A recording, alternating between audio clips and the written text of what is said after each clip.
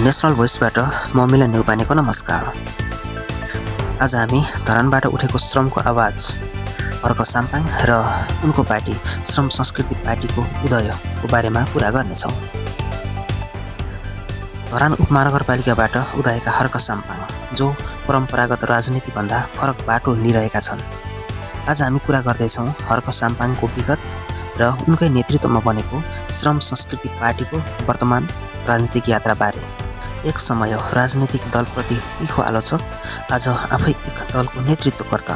धरानको मेयरका रूपमा खानेपानी, श्रमदान र जनसहभागितामा आधारित कामले उनलाई राष्ट्रिय चर्चामा ल्यायो। सरकारी बजेटभन्दा पनि जनताको श्रम नै विकासको आधार हुन सक्छ भन्ने उनको दाबी धरानबाट सुरु भयो। यही अवधारणाबाट जन्मियो श्रम संस्कृति पार्टी।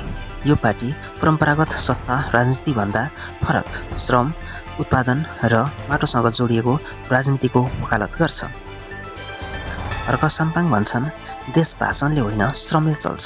संस्कृतिलाई चिन्नुहोस्, तपाईले यताउता नहिँड्नुहोस्, श्रम संस्कृतिलाई चिन्नुहोस्, हर्क साम्पाङलाई चिन्नुहोस्, हर्क साम्पाङको विचारलाई बुझ्ने कोसिस गर्नुहोस्। श्रम संस्कृति पार्टीका मुख्य एजेन्डाहरू यस्ता छन्: श्रमलाई सम्मान र पहिचान, श्रमदान र उत्पादनमुखी विकास, भ्रष्टाचार विरुद्ध कठोर अडान, जनताकै सहभागितामा नीति निर्माण, परम्परागत दल र गठबन्धनबाट दूरी। पार्टीले कुनै पनि ठुला दलसँग गठबन्धन नगर्ने स्पष्ट नीति लिएको छ। यद्यपि पार्टीभित्रका केही विवाद र केही नेता सम्बन्धी कानुनी प्रकरणले श्रम संस्कृति पार्टीलाई चुनौती पनि दिएको छ। राजनीतिक विश्लेषकहरू भन्छन्, भावनात्मक अपिल बलियो छ, तर सङ्गठन र दीर्घकालीन नीतिगत स्पष्टता परीक्षा अझै बाँकी छ। हाल हर्क साम्पाङ आगामी प्रतिनिधि सभा निर्वाचनमा उम्मेदवारी दिने तयारीमा छन्। धरानबाट सुरु भएको यो श्रमको राजनीति अब राष्ट्रिय तहमा कति बलियो बन्छ, यो प्रश्न अहिले नेपाली राजनीतिमा चर्चाको केन्द्रमा छ। तपाईले खाने भात तपाई आफै उत्पादन गर्न सक्नुपर्छ। तपाईले लगाउने लुगा तपाईले आफैले बनाएको हुनुपर्छ।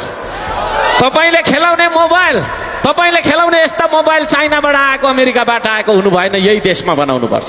हामीलाई चाहिँदैन, मलाई थाहा छ, हामी मासु भात खाँदैनौँ, मलाई थाहा छ है।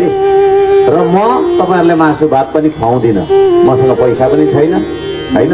तर म जितेर त्यहाँ माथि तपाईँहरूले मलाई पुऱ्याइदिनु भयो भने यो देशमा सबैले मासु भात खान सक्ने आर्थिक उन्नति गर्ने वातावरण बनाइदिनु है। अरूले दिएको तपाईँको चाहिँ 1 करोड लुगा, त्यसले हाम्रो जीवन पर्दैन। हामी आफै गरेर खान सक्छौँ भन्ने वातावरण हामी बनाउन सक्छौँ। र त्यस्तो वातावरण बनाउने हो भने हर्क साम्पाङ जस्तो मान्छेलाई तपाईँहरूले माथि पुऱ्याउनु।